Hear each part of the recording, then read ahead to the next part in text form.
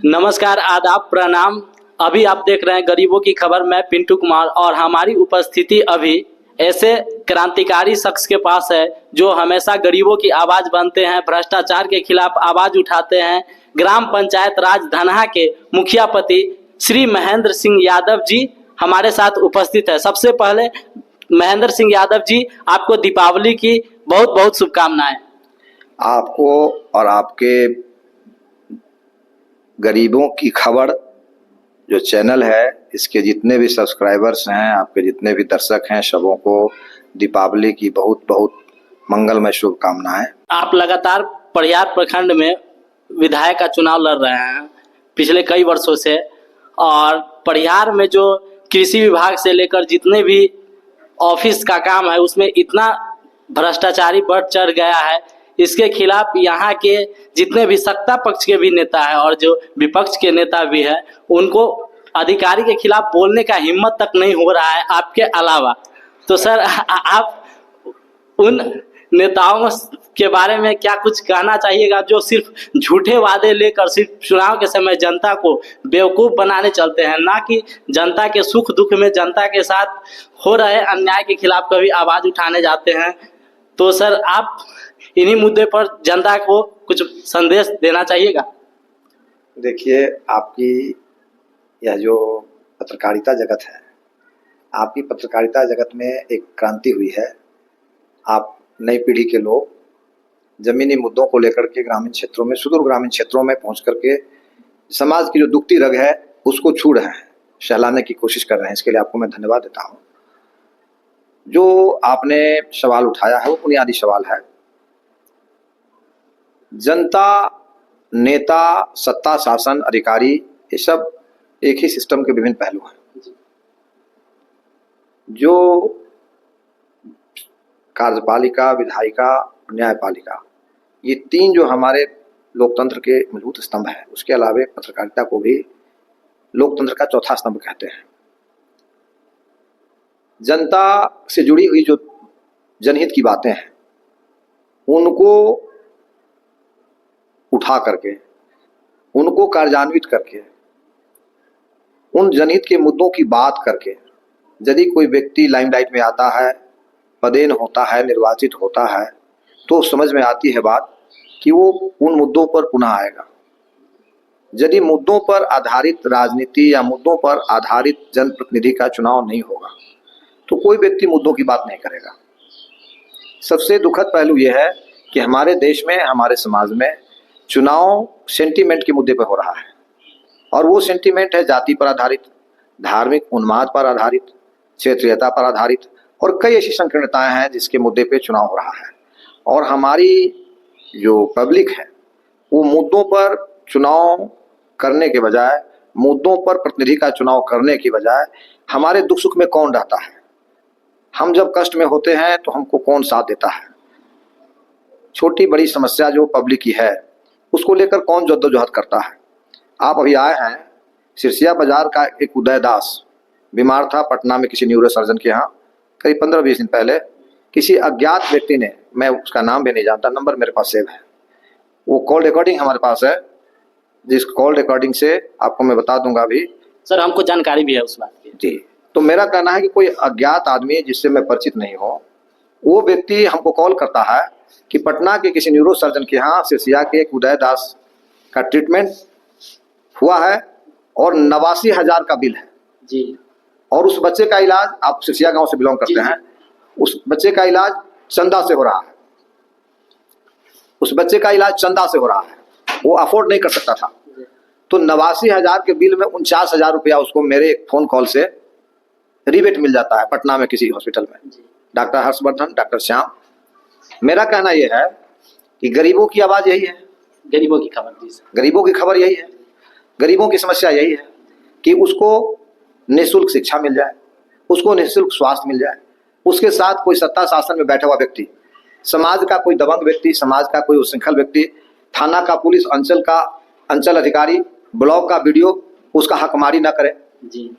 और यदि उसके साथ कहीं कुछ गलत होता है तो समाज का जो चाहे स्थानीय निकाय का प्रतिनिधि हो, चाहे एमएलए हो, चाहे एमपी हो, वो उसके सवाल पर खड़ा उतरे। कॉमन पर्सन की इतनी सी ग्रीवांसेज है इन मुद्दों पर आपने हमसे सवाल किया है, तो आपको पृष्ठभूमि में जाना पड़ेगा। क्या हमारे समाज में मुद्दों पर आधारित चुनाव प्रक्रिया हो रही है? नहीं हो रही है। हम जिनको एमएलए चुन रहे हैं, हम जिनको मुखिया जी चुन रहे हैं, हम जिनको एमपी चुन रहे हैं, क्या उनके किए हुए कार्यों की समीक्षा के आधार पर प्रतिनिधि का चुनाव कर रहे हैं? बेशक नहीं कर रहे हैं। यदि आपके लिए कोई लाठी खाया है, कोई जेल गया है, अपनी जिंदगी नासूर किया है, तो उसके साथ पब्लिक को खड़ा होना चाहिए, irrespective of caste and parties, irrespective of religion. होता क्या है, चुनाव के वक्त पब्लिक टिकट खोजती है, जैसे टीटी ट्रेन में टिकट खोजता है। पब्लिक कहती है टिकट लेके आइए तो हम आपको वोट देंगे। और टिकट पटना में कैसे मिलता है?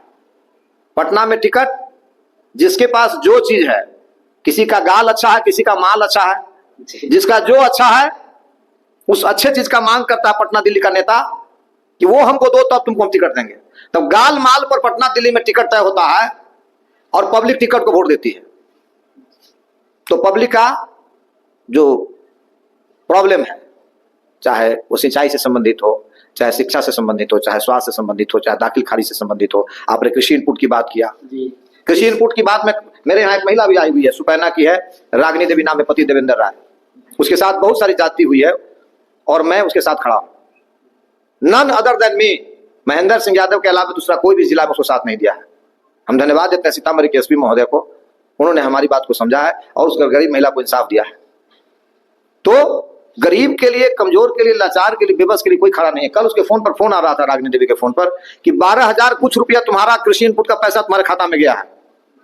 जो बिचौलिया है जिसने ऑनलाइन किया इसका, 12,040 रुपया तुम्हारे खाता में गया है कृषि इनपुट का, 2,000 रख लो और 10,000 मुझे लौटा दो।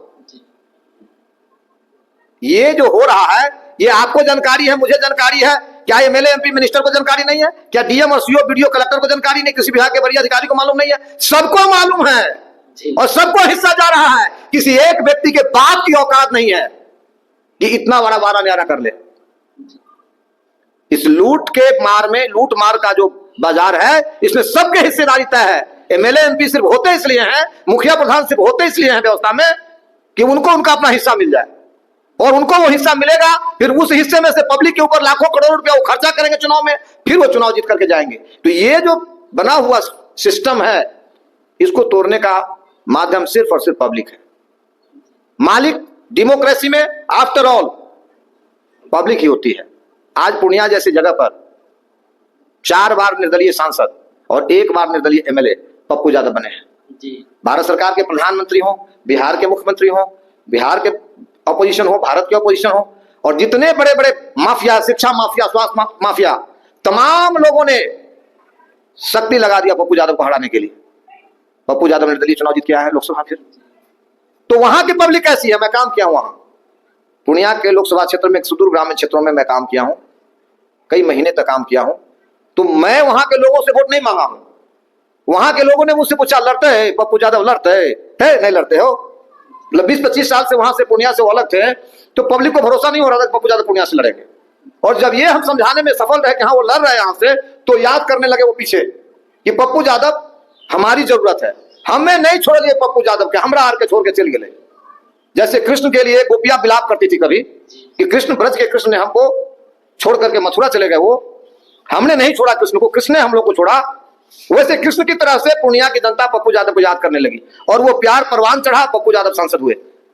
पार्टी, जाति, धर्म, मजहब, सारी दीवारें टूट गई वहां। सिर्फ पप्पू यादव के सवाल पर क्यों कहूं? उपचुनाव हुआ है वहां, शंकर सिंह निर्दलीय एमएलए हुए हैं। जिस वोटर ने पप्पू यादव को इंडिपेंडेंट सांसद बनाया, उसी वोटर ने पुनः इंडिपेंडेंट शंकर सिंह को एमएलए बना दिया। तो पब्लिक जहां की अच्छी सच्ची होगी, वहां प्रतिनिधि सही मिलेगा। अभी परिहार की सीओ रो रही है कि यहां की जो विधायक है हमसे मोटी रकम प्रति महीना मांग रही है।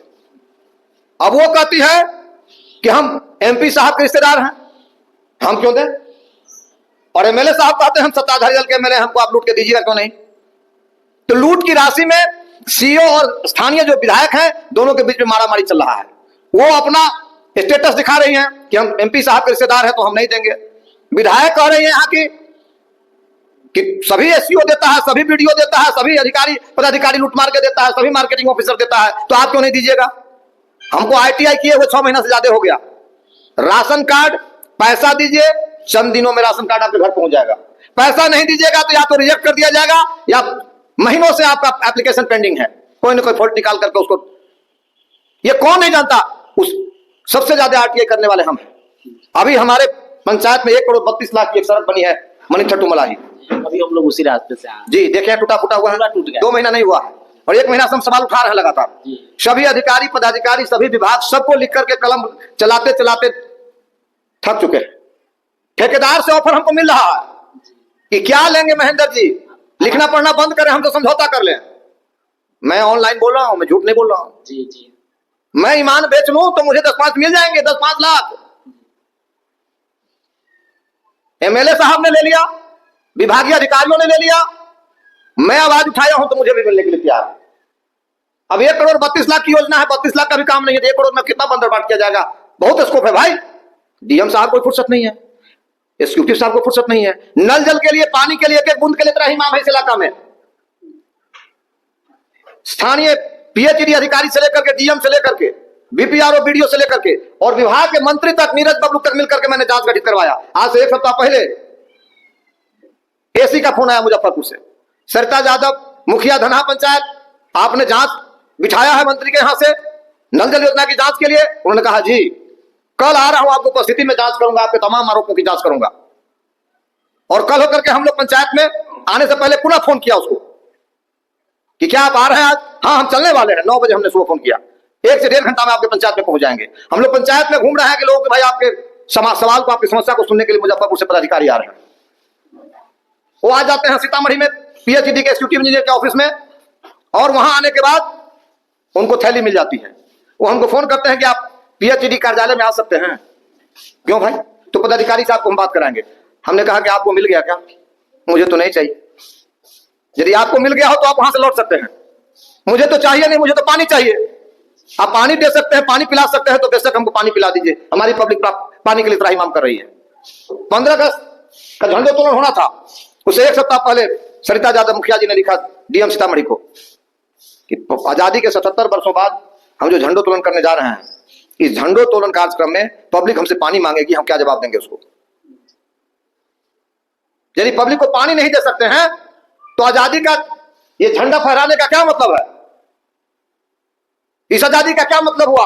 आजादी के 77 वर्षों बाद जिस तथाकथित आजाद देश के नागरिक को पीने के पानी के लिए तरसना पड़े, तो ये झंडा फहराना रस्म अदायगी से ज्यादा कुछ है क्या? लेकिन किसी को कोई फर्क नहीं पड़ता, कोई इस पर संवेदनशील नहीं है। और पब्लिक भी मस्त है। पानी नहीं मिले तो कोई बात नहीं है, सिंचाई सुविधा नहीं मिले तो कोई बात नहीं है, स्वास्थ्य सुविधा मयसर हो कोई बात नहीं है। वोट करेंगे जाति, पार्टी, धर्म, मजहब देख करके और टिकट देख करके। सबको पता है कि पटना दिल्ली में टिकट कैसे बिकता है। पार्टी के लिए, समाज के लिए, पब्लिक के लिए आपने क्या काम किया है वो कोई मूल्यांकन का बिंदु नहीं है टिकट के लिए, वो कोई क्राइटेरिया नहीं है टिकट के लिए। क्राइटेरिया यह है कि आप कितना माल पहुंचा सकते हैं और आपका गाल कितना सुंदर है। या तो खुद, या अपनी बहन बेटी, या फिर पड़ोसी की बहू बेटी को पहुंचा दीजिए पटना दिल्ली के बड़े नेताओं के पास, आपको टिकट फाइनल हो गया। और पब्लिक टिकट को देख के वोट करती है। तो अच्छे कार्यकर्ता जो लाठी खाएंगे, जेल जाएंगे। आप किसी अधिकारी के खिलाफ जाकर 2 दिन बोल दिए 353 हो जाएगा, हमारे खिलाफ चल रहा 353। कई 353 का मुकदमा हमारे खिलाफ, सरिता यादव के खिलाफ चल रहा है। सरिता यादव 353 में जेल गई है। सरदल पट्टी में पूर्व विधायक जनंदन यादव जी के घर में मुसर समाज की महिला काम करती थी, उसके बच्चे को रोड पर एसएसबी की गाड़ी ने रोक दिया। हम लोगों ने उस गाड़ी को पकड़ा और कानूनी कार्रवाई की पहल की। जब कानूनी कार्रवाई की पहल की तो हम लोग को जनंदन बाबू विधायक जी के परिजनों ने दरवाजा से भगा दिया। उनकी नौकरानी का बेटा पिटा कर मर गया था, हमको दरवाजे से भगा दिया गया रोड पर कि हमारे दरवाजे पर आप ये सौदेबाजी मत करिए। क्या करेगी पैसा लेकर के वो मुसरनी, हमको कहा गया। मैं अड़ा उस सवाल पर, और अड़ा तो मैं उसको जस्टिस दिलाया।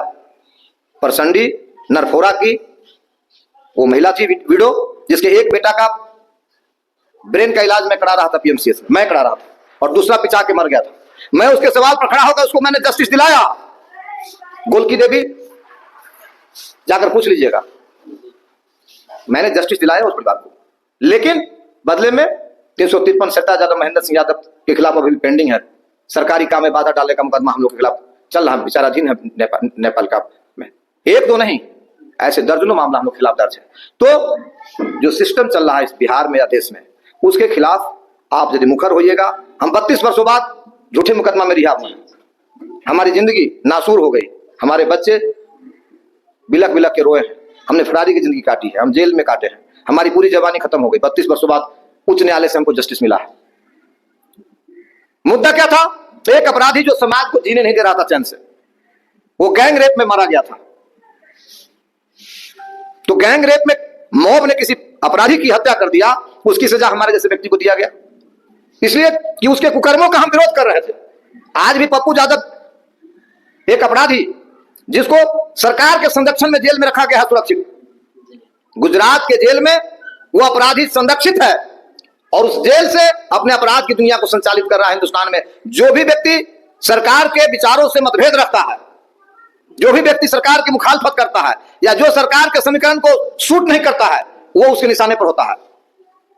पप्पू यादव का क्या अपराध है भाई? पप्पू यादव ने कहा कि एक अपराधी जेल में बैठ करके अब पूरे देश की व्यवस्था को चैलेंज कर रहा है, जिसको मन होता है मार देता है, जिसको मन होता है धमका देता है। तो देश की शासन प्रशासन क्या कर रहा है? हमको कानूनी इजाजत है 24 घंटे में हम उसको नाप देंगे, हम उसके पूरे नेटवर्क को ध्वस्त कर देंगे। क्या गलत कहा पप्पू यादव ने? तो पप्पू यादव का फोन आता है कि तुमको मार देंगे, तुम्हारी हत्या कर देंगे। यह विषय तो गृह मंत्रालय का है ना, भारत सरकार का गृह मंत्रालय और सुशासन और गुड गवर्नेंस का नारा देने वाले जो भारतीय जनता पार्टी के लोग हैं, नरेंद्र मोदी जी, अमित शाह जी, बिहार में भी उन्हीं की सरकार है। ये तमाम लोग कैसा गुड गवर्नेंस इस देश में चला रहे हैं? गुजरात की जेल से कोई अपराधी अपने नेटवर्क का संचालन करके जिसको मन होता है मार देता है और दावा करता है कि हमने मार दिया, हमने मरवा दिया। उसके खिलाफ एक्शन लेने के लिए किसने आपके हाथ को बांध दिया? तो सरकार प्रायोजित आतंक, लॉरेंस बिश्नोई के माध्यम से सरकार प्रायोजित आतंक पोषित हो रहा है, संरक्षित हो रहा है इस देश में।